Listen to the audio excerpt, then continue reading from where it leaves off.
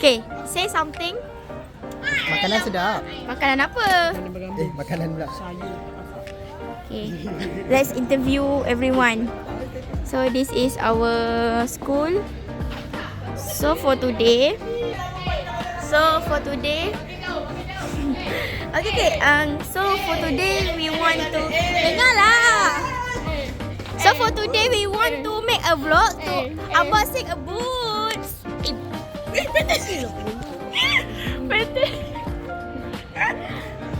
Pete jump.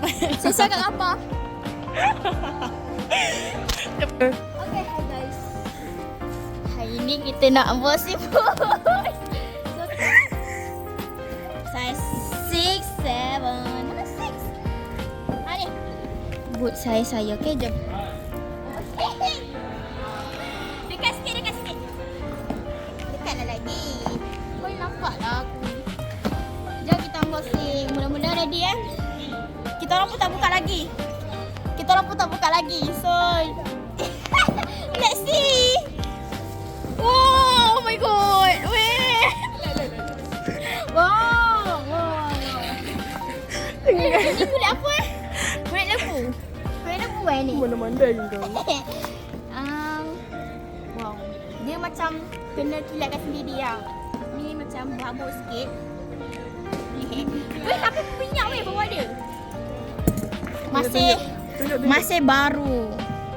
Okey. Okey, yang baru. Ni saya lah. Saya 6, 7. Kau mana?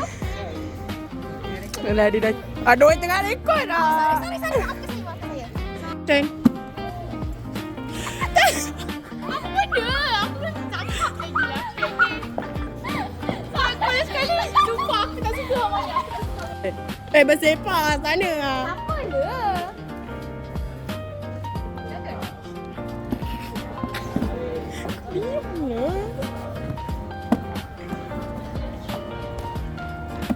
Lapan. Okay, so kita akan unboxing another boots yang bersaiz 8. Kami. So agak besar ya kaki dia kalau saiz 8. Okay, let's unboxing. So kita Cakap pada awal. So now kita akan unboxing another boots. So